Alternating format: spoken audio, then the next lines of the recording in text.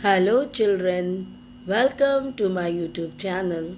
Today we are going to learn English prose.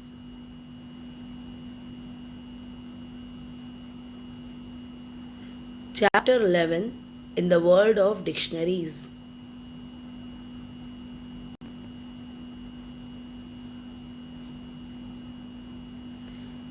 We often come across words that are unfamiliar to us when we read books, newspapers, or magazines.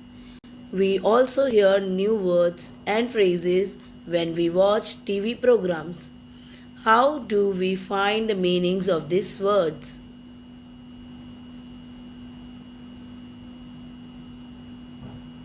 In the classroom, the teacher is always available to the students to tell the meaning of new and difficult words. But she cannot accompany every student all the time to explain the meaning of every new word. Besides, grown up people also need help in this respect. A language has hundreds of thousands of words in it. It is impossible for one person to know all of them. But all these words can be explained in a dictionary.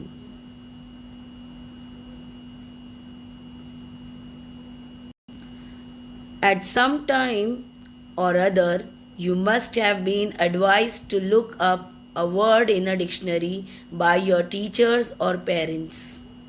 Let us now see what the word dictionary means. Given below are some examples of how the word might be explained in the different dictionaries. These are few examples. Thus, we see that a dictionary shows us many things.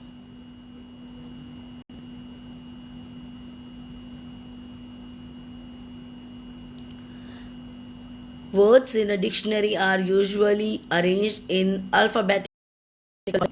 A dictionary tells us what a word means. A dictionary shows us how a word is spelled. A dictionary tells us how a word is pronounced. A dictionary shows us the different forms of the same word. For example, rose, roses, go, going, went, gone, etc. A dictionary tells us, with the help of examples, how a word is used. A dictionary lists many other words and phrases related to that word. A dictionary points out the different meanings of words which have the same spelling.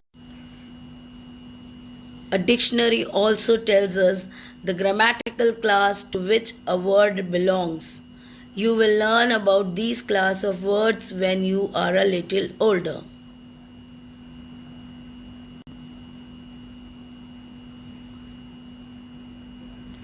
All dictionaries, however, are not the same depending on who is going to use the dictionary. The information in it is arranged and presented in different ways. Do you know that there are different types of dictionaries? Let us look at a few of them.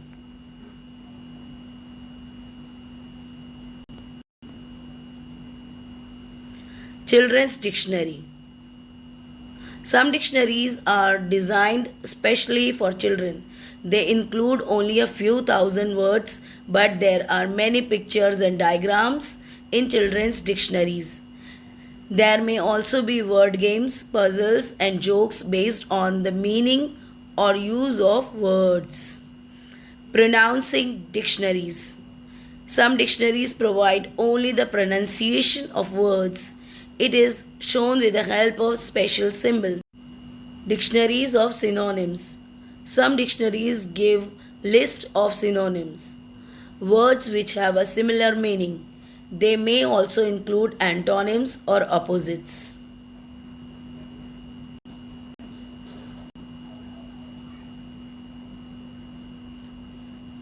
Visual dictionaries.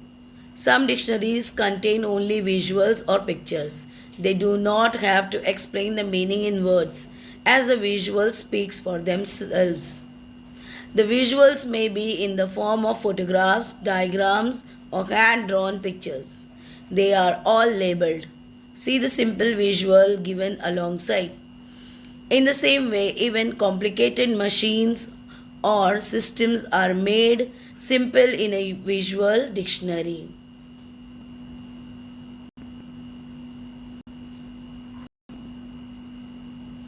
Encyclopedic dictionaries. Encyclopedias are books that give a lot of information on a great number of topics. Encyclopedic dictionaries too give a lot more information about most of the words they contain. These dictionaries are usually quite thick and contain many more words than the smaller ordinary dictionaries. Computer and internet have brought with them online dictionaries. They are very easy to use.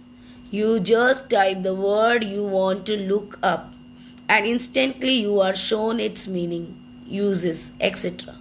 You can even listen to the proper pronunciation of a word. A printed dictionary cannot do this.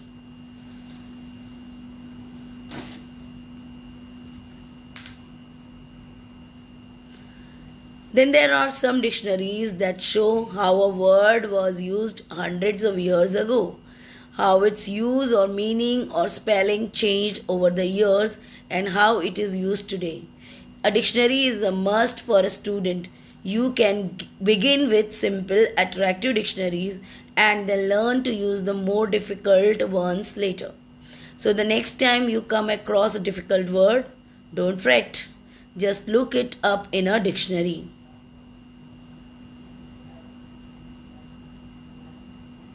I hope you have understood this lesson well. Thanks for watching.